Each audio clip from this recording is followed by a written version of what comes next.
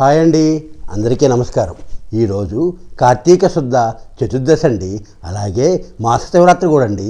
ఈరోజు కార్తీక పురాణంలో ఈరోజు ఉన్నటువంటి కార్తీక శుద్ధ చతుర్దశి యొక్క మహత్యాన్ని, అలాగే మాస శివరాత్రి చేయటం వలన మనకు కలిగే ప్రయోజనాలను శ్రీమతి రాజరాజేశ్వరి గారి ద్వారా విందామండి. ఎస్ఆర్ క్రియేషన్స్ ప్రేక్షకులకు నమస్కారం. కార్తీక మాసం చతుర్దశి, శుద్ధ చతుర్దశి. ఈ రోజును పాషాణ చతుర్దశి అంటారు. ఈరోజు కార్తీక పురాణంలో 14వ అధ్యాయాన్ని తెలుసుకుందాం. కార్తీక పురాణము 14వ అధ్యాయం. మాస చతుర్దశి మహాత్మ్యము, మాస శివరాత్రి వ్రత ఫలము. కార్తీక పూర్ణమాది దినమందు వృషోత్సర్గము ఆబోతు అచుపోయిట చైవానికి జన్మాంతరీయ పాపములు కూడా నశించును. కార్తీక వ్రతము మనుష్యలోకమందు దుర్లభము, సులభముగా ముక్తినిచ్చున్నది. కార్తీక పూర్ణమి నాడు పితృప్రీతిగా వృషోత్సర్గము చేయవానికి 1,000,000 మార్లు గయాశ్రాద్ధము చేసిన ఫలము కలుగును. రాజా, స్వర్గమందున్న పితరులు మన వంశమందెవడైనను కార్తీక పూర్ణమి నాడు నల్లని గిత్త దూడను లేక ఆబోతును విడుచునా అట్లయినా మనం తృప్తి పొందుదుమని కోరుచుందురు. ధనవంతుడు కానీ దరిద్రుడు కానీ కార్తీక పూర్ణమి రోజున వృషోత్సర్గమును చేయనివాడు యమలోకమందు అంధత మిశ్రమను నరకమును పొందును. కార్తీక పూర్ణమి రోజున వృషోత్సర్గము చేయక గయాశ్రాద్ధం ఆచరించినను, ప్రతి సంవత్సరము తద్దినము పెట్టినను, పుణ్యతీర్థములు సేవించినను, మహాలయం పెట్టినను పితరులకు తృప్తి లేదు. వాటన్నిటికంటే కోడెదూడను అచ్చుపోయటం మిక్కిలి గొప్పది. గయాశ్రాద్ధము వృషోత్సర్గము సమానమని విద్వాంసులు వచించిరి. కాబట్టి కార్తీక పూర్ణమి నాడు వృషోత్సర్గము సుఖమునిచ్చును. అనేక మాటలతో పని ఏమున్నది? కార్తీక మాసమందు అన్ని పుణ్యముల కంటే అధికమైన ఫలదానము చేయువాడు దేవ రుణ, మనుష్య రుణ, పితృ రుణముల నుండి విముక్తుడగును. కార్తీక పూర్ణమి నాడు దక్షిణతో కూడా ధాత్రీ ఫలము అంటే ఉసిరిపండు దానమిచ్చువాడు సార్వభౌముడగును, అనగా భూమికి ప్రభు అగును. కార్తీక పూర్ణమి నాడు దీపదానం ఆచరించువాడు విగత పాపుడై పరమపదమును అందును. కార్తీక మాసమందు దీపదానం ఆచరించువాని మనోవాక్కాయకృత పాపములన్నీ నశించును. కార్తీక పూర్ణమి నాడు ఈశ్వర లింగదానం ఆచరించువాడు ఈ జన్మమందు అనేక భోగములను అనుభవించి ఉత్తర జన్మమందు సార్వభౌముడగును. ఈశ్వర లింగదానము వలన సమస్త పాపములు నశించును, పుణ్యము కలుగును. కార్తీక మాసమందు లింగదానము చేయక మిగిలిన ధర్మములు చేసినందున పాపములు ఎంతమాత్రము కరిగిపోవు. ఈశ్వరలింగము బాణము. కార్తీక వ్రతము అనంత ఫలప్రదము, సామాన్యముగా దొరకనిది. కనుక కార్తీక మాసమందు ఇతరుల అన్నం భుజించుట, పితృవిశేషమును తినకూడని వస్తువులను భక్షించుట, శ్రాద్ధానము సేవించుట అనగా భోక్తగా ఉండుట, తిలదానం గ్రహించుట ఈ 5 విడువలెను. కార్తీక మాసమందు సంఘాన్నము, శూద్రాన్నము, దేవార్చకుల అన్నము, అపరిశుద్ధాన్నము, కర్మలను విడిచిపెట్టిన వాని అన్నమును, విధవాన్నము భుజించరాదు. కార్తీక మాసమున అమావాస్యందు, పూర్ణిమయందు, పితృదినమందు, ఆదివారము, సూర్య చంద్రగ్రహణములు రాత్రి భోజనము చేయరాదు. కార్తీక మాసము ఏకాదశి నాడు రాత్రింబగళ్ళు, వ్యతిపాత వైధృతి మొదలైన నిషిద్ధములందు రాత్రి భుజించరాదు. అప్పుడు ఛాయానక్తం చేయవలను కానీ రాత్రి భోజనం చేయకూడదు. ఛాయానక్తమే రాత్రి భోజన ఫలమిచ్చును. కనుక రాత్రి భోజనం కూడదని దినములందు కార్తీక వ్రతము చేయవాడు ఛాయానక్తమునే గ్రహించవలెను. ఛాయానక్తం అనగా తన శరీరం కొలతకు రెట్టింపు నీడ వచ్చినప్పుడు భుజించుట. ఇది నిషిద్ధ దినములందు గృహస్థునకు ఎల్లప్పుడూ యతి విధువులకు ఛాయానక్తం విహితం. సమస్త పుణ్యములను ఇచ్చి కార్తీక మాసమందు నిషిద్ధ దినములందు భుజించువాని పాపముల అనంతములగును. ఆ పాప విస్తారము నేనెట్లు చెప్పగలను? చెప్పుటకు కూడా ఆసక్తుడను. కాబట్టి విచారించి కార్తీక వ్రతమును ఆచరించవలెను.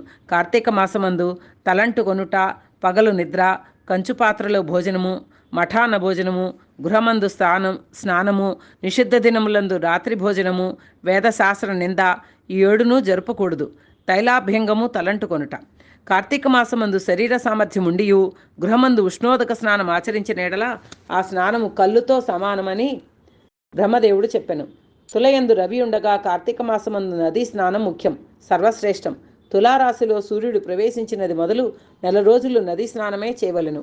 అట్లు నది ఉండనిచో తటాకమందు గాని, కాలువలందు గాని, బావుల వద్ద గాని స్నానము చేయవలెను. తటాక కూపములందు స్నాన సమయమున గంగా ప్రార్థన చేయవలెను. అది గంగ ఎందును, గోదావరి ఎందును, మహానదుల ఎందును అవసరము. లేక గంగా, గోదావరి మొదలైన నదులు సన్నిధిలో లేనప్పుడు తటాక స్నానం కర్తవ్యం. గంగకు నమస్కరించవలెను. కార్తీక మాసము ప్రాతస్నానం ఆచరించని వాడు నరకమందు యాతనలను అనుభవించి తర్వాత చండాలుడై పుట్టును.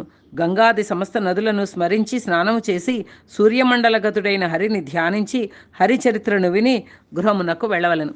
పగలు చేయదగిన వ్యాపారములన్నీ చేసుకొని సాయంకాలము తిరిగి స్నానము చేసి ఆచమించి పూజాస్థానమందు పీఠముంచి దాని యందు శంకరుని ఉంచి పంచామృతములతోనూ ఫలోదకములతోనూ కుశోదకముతోనూ మహాస్నానము చేయించి షోడశోపచారములతో పూజించవలెను. తర్వాత శంకరుని ఆవాహనము చేయవలెను.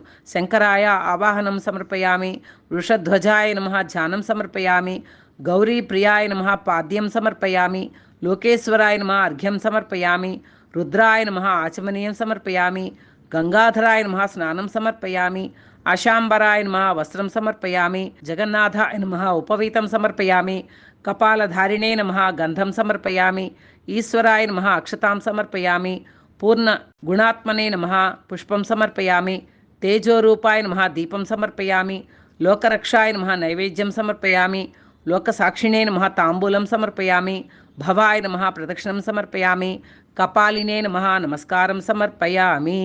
ఈ ప్రకారంగా షోడశోపచారముల చేత శంకరుని పూజించవలెను.